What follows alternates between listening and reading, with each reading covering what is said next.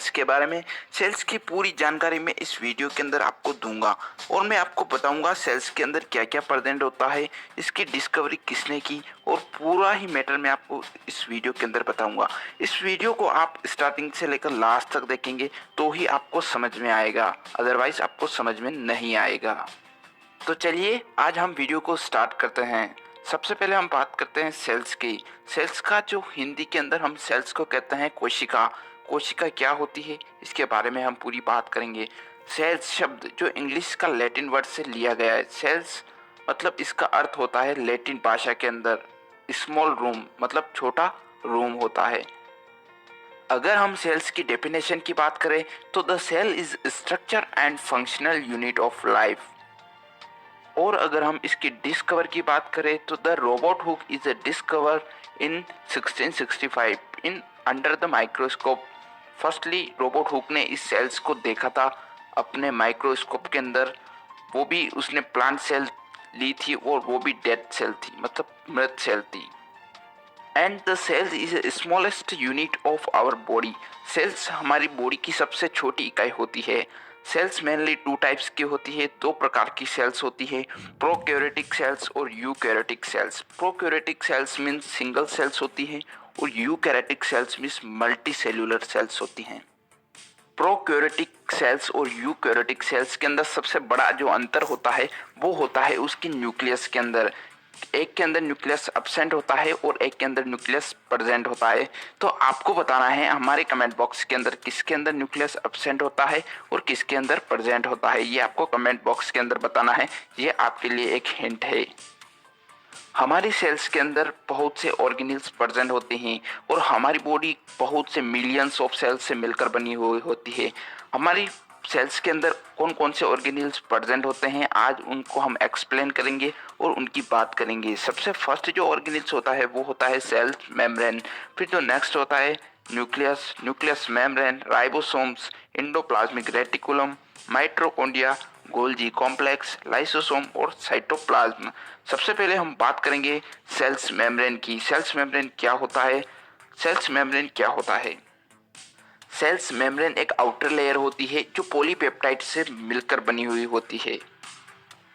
Cell membrane जिस प्रकार हमारे शरीर के ऊपर स्किन होती है ना दोस्तों, उसी प्रकार सेल के अंदर भी एक स्किन टाइप हम कह सकते हैं सेल मेम्ब्रेन को। ये भी एक सेल की स्किन ही होती है जो इसको प्रोटेक्शन प्रोवाइड करती है और इसके अंदर मोबिलिटी प्रोवाइड करती है, जो इसको मूवेबल बनाती है, मतलब सेल मेम्ब्रेन को मूवेबल बनाती है। और सेल मेम्ब्रेन रिसीव करती है chemical message from other sales, मतलब दूसरी सेल्स की जो केमिकल मैसेजेस होते हैं उनको रिसीव करती है सेल मेम्ब्रेन।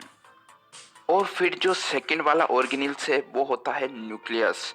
न्यूक्लियस हमारी सेल का सबसे इम्पोर्टेंट पार्ट होता है और ये तो आपको भी पता होगा काफ़ी महत्वपूर्ण होता है सेल्स के अंदर। अगर न्यूक्लियस सेल्स के अंदर नहीं होता है तो सेल्स का कंट्रोल नहीं रहता है सेल्स के ऊपर। न्यूक्लियस का मेन कार्य होता है हमारी सेल को कंट्रोल करना, मतलब नियंत्रण करना, सेल्स को कंट्रोल करना पूरी तरह। अब न्यूक्लियस के अंदर क्या होता है? न्यूक्लियस के अंदर हमारा जेनेटिक मटेरियल होता है, मतलब डीएनए होता है।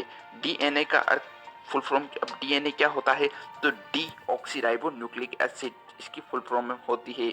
डीएनए एक प्रकार का जेनेटिक मटेरियल है जो एक पीढ़ी से दूसरी पीढ़ी के अंदर ट्रांसफर होता है। न्यूक्लियस की आउटर साइड न्यूक्लियस मेम्ब्रेन होता है। अब हम बात करते हैं न्यूक्लियस मेम्ब्रेन क्या होता है। सेल्स के जो नेक्स्ट ऑर्गेनेल्स है वो है न्यूक्लियस मेम्ब्रेन। न्यूक्लियस मेम्ब्रेन क्या होता है? इसका मेन फंक्शन होता है, सेल मेम्ब्रेन और न्यूक्लियस मेम्ब्रेन का मेन फंक्शन सिमिलर होता है। फिर हम बात करते हैं ये भी न्यूक्लियस को चारों ओर से कवर रखता है और इसको प्रोटेक्शन भी प्रोवाइड करता है न्यूक्लियस मेम्ब्रेन। फिर सेल्स के अंदर जो नेक्स्ट ऑर्गेनेल्स होता है वो होता है राइबोसोम्स। राइबोसोम्स होता है, क्या होता है राइबोसोम्स हम बात करेंगे। राइबोसोम किन से मिलकर बना हुआ होता है? राइबोसोम अमीनो एसिड और पॉलीपेप्टाइड चेन से मिलकर बना हुआ होता है। राइबोसोम का जो मेन फंक्शन होता है वो होता है प्रोटीन का निर्माण करना, मतलब प्रोटीन का फॉर्मेशन करना सेल्स के लिए। क्योंकि जब तक सेल्स को प्रोटीन का फॉर्मेशन नहीं होगा राइबोसोम्स के अंदर तो एनर्जी कैसे मिलेगी। इसलिए राइबोसोम का जो मेन फंक्शन होता है वो होता है प्रोटीन का निर्माण करना। फिर हमारे सेल्स के अंदर जो नेक्स्ट ऑर्गेनेल्स होता है वो होता है एंडोप्लाज्मिक रेटिकुलम। एंडोप्लाज्मिक रेटिकुलम क्या होता है और ये कितने प्रकार के होते हैं? एंडोप्लाज्मिक रेटिकुलम दो प्रकार के होते हैं, स्मूथ एंडोप्लाज्मिक रेटिकुलम और रफ एंडोप्लाज्मिक रेटिकुलम। अब इनका फंक्शन क्या होता है ये मैं आपको बता दूं। जो SER होता है मतलब स्मूथ एंडोप्लाज्मिक रेटिकुलम होता है, उसका जो मैन्युफैक्चरिंग ऑफ फैट मॉलिक्यूल्स और लिपिड, इसका मैन्युफैक्चरिंग का काम होता है लिपिड और फैट का मॉलिक्यूल्स का। और जो RER मतलब रफ एंडोप्लाज्मिक रेटिकुलम होता है, जो राइबोसोम्स की सरफेस से अटैच होता है। फिर हम जो नेक्स्ट ऑर्गेनेल्स हैं सेल्स का उसकी बात करेंगे, वो है माइटोकॉन्ड्रिया। माइटोकॉन्ड्रिया जो होता है वो सबसे ज़्यादा जनरेट करता है, मोस्ट ऑफ केमिकल एनर्जी को जनरेट करता है। और ये सबसे इसका मेन फंक्शन होता है, ये एक एनर्जी को स्टोर करता है। सेल के अंदर जो एक्स्ट्रा एनर्जी होती है उसको स्टोर करने का काम माइटोकॉन्ड्रिया करता है। और जो ये एनर्जी स्टोर करता है वो किस फॉर्म के अंदर करता है, वो होता है ATP। मतलब ATP की जो फुल फॉर्म होती है एडिनोसिन ट्राई फॉस्फेट, उसके अंदर ये एनर्जी को स्टोर करता है। जो सेल्स के अंदर नेक्स्ट जो ऑर्गेनेल्स है वो होता है गोल्जी कॉम्प्लेक्स। अब गोल्जी कॉम्प्लेक्स क्या होता है? गोल्जी कॉम्प्लेक्स आल्सो नाउन अस गोल्जी अपार्टस और गोल्जी बॉडी और गोल्जी कॉम्प्लेक्स दोनों तीनों सेम ही होते हैं। अब इनका जो मेन फंक्शन होता है, लार्ज नंबर में प्रोटीन्स होता है, इनकी पैकेजिंग करना इनका मेन फंक्शन होता है। मतलब उसको पैकेजिंग करता है और सप्लाई करता है हमारे सेल्स के अंदर जो भी डिफरेंट टाइप्स के ऑर्गेनेल्स प्रेजेंट होते हैं, उनको प्रोटीन की पैकेजिंग करके उनको सप्लाई करना होता है, प्रोटीन और लिपिड की। जी हाँ दोस्तों, और भी हम नेक्स्ट ऑर्गेनेल्स की बात करेंगे। जो सेल्स के अंदर नेक्स्ट ऑर्गेनेल्स है वो है लाइसोसोम्स। लाइसोसोम्स हमारे सेल्स के अंदर इंटरडाइजेशन का मेन कार्य करता है। मतलब लाइसोसोम का मेन फंक्शन क्या होते हैं हम बात करेंगे इस वीडियो के अंदर। इंटरसेल्यूलर डाइजेशन का काम होता है लाइसोसोम्स का। रिमूवल ऑफ डेड सेल्स मतलब जो मृत सेल्स है उसको रिमूव करता है। हेल्प इन प्रोटीन सिंथेसाइज के अंदर हेल्प करता है। हेल्प इन फर्टिलाइजेशन के अंदर भी हेल्प करता है। और उसके बाद में जो सेल्स के अंदर नेक्स्ट ऑर्गेनेल्स होता है लास्ट वन, उसे हम कहते हैं साइटोप्लाज्म। साइटोप्लाज्म को हम बात करते हैं साइटोप्लाज्म की, तो साइटोप्लाज्म एक सेमी फ्लूइड्स होता है, मतलब एक जो लिक्विड होता है, लिक्विड टाइप का होता है। इसके अंदर ही सभी ऑर्गेनेल्स प्रेजेंट होते हैं, जैसे माइटोकॉन्ड्रिया हो गया, राइबोसोम्स हो गया, मतलब स्मूथ एंडोप्लाज्मिक रेटिकुलम हो गया।